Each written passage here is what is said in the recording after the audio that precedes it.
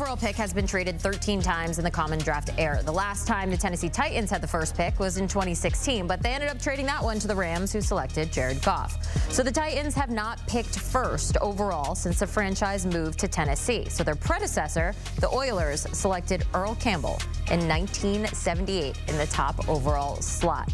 Now, no team has traded its first-round pick, so all 32 teams are slated to make a pick on day one of the NFL draft. Looking at the order here, it's the Titans, as I mentioned, with that #1 overall pick, followed by Cleveland, the New York Giants, the Pats, the Jags rounding out the top 5. Then we're looking at the Raiders, the Jets, the Panthers, the Saints, and the Bears in the top 10.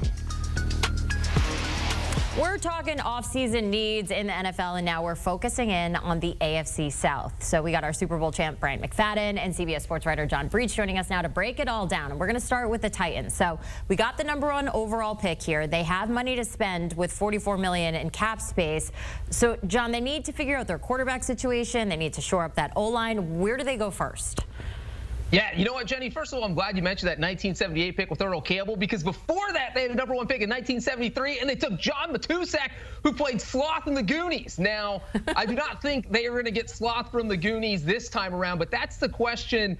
The quarterback question is the first thing that Tennessee has to answer, and they have to get the answer before the start of the draft, because that is going to dictate everything they do in free agency, in the NFL draft. Because if you decide you need a quarterback, which I feel like is probably the right move for Tennessee, then that's what you do. You go get Cam Ward, you go get Shedeur Sanders, you get the quarterback you're enamored with, and then you build the rest of the team through free agency. But if you decide, hey, look, we don't love either of these quarterbacks, we don't love the top quarterbacks at the draft, then you can trade away that #1 overall pick. And as you said, this team has a lot of holes on the roster right now, whether it's offensive tackle, they could use a pass rusher, a wide receiver, heck, they could even use a new kicker. So if you trade that pick away, that helps you fill those holes. I think if I'm the Titans, I'm probably leaning quarterback in the draft, but this team has so many holes to fill, I don't think they can make a wrong decision here.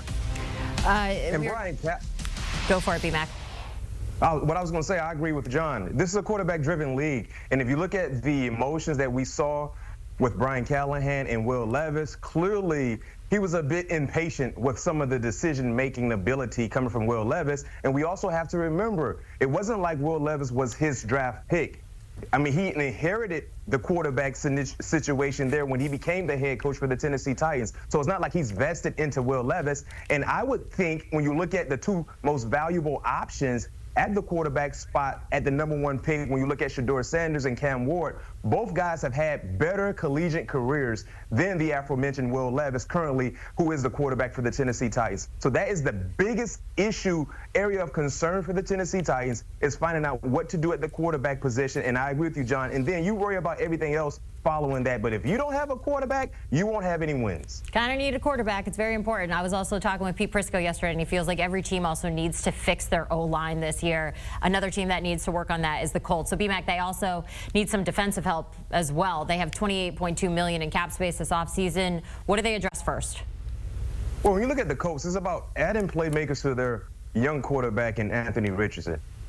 In terms of reaching the level of expectations, he hasn't done so because of injuries or just inconsistent play. But the best way to make your young quarterback feel more comfortable is adding talent to his offense. And I think that is the best route to go because, yes, they have a lot of holes they need to fill as well. Not as many as the Tennessee Titans, but if you can add a piece or two to their offense to kind of help things for their young quarterback, I think he could become a better quarterback and a better leader for their team. So the offensive side of the football field is where I would go because they need to add talent to be able to get the best out of their young quarterback in Anthony Richardson.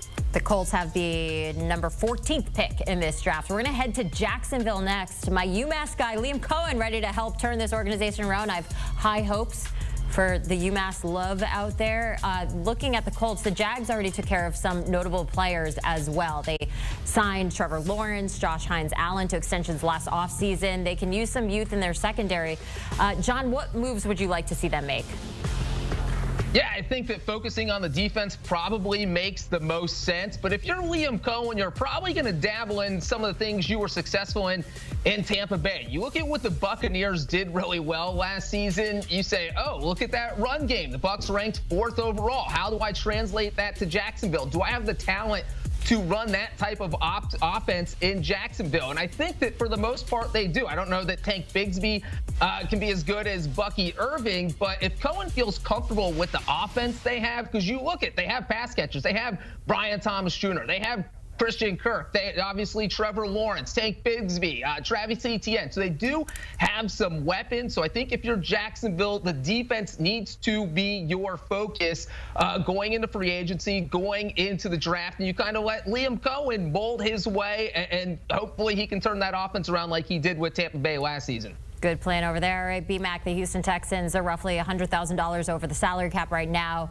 Franchise tag probably not making fiscal sense for them at this point, but they do have Stephon Diggs sitting there as a candidate. You got to imagine they're looking to take another step forward in 2025. What do they need to do? Offensive line production was an issue for them. You talked about it leading into our segment.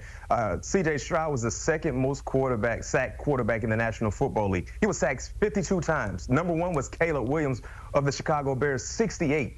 If you do not protect your quarterback, good luck in seeing any consistent production coming from him. So finding a way to be better on the offensive line so he can be a better quarterback. Secondly, adding depth to the wide receiver position. You talked about the losses of Stephon Diggs, Tank Dell. It was all about Nico Collins. They have to add more playmakers to that room because clearly we don't know the status health-wise of Tank Dell, where he will be in 2025, and the same can be said for Stephon Diggs, who's coming off a season-ending injury as well. So adding more depth to the pass-catching position could actually help C.J. Stroud get back to the rookie year numbers that he was able to provide when you look at the pass catchers that he can throw the football to, along with having sound protection coming from the offensive line unit. B-Mac, John Breech with the offseason needs for the AFC South. Fellas, thanks for your time here. You best believe we have you covered every step of the way as we gear up from NFL free agency, the combine, the draft, and more. Keep it locked right here on CBS Sports HQ for all of the latest.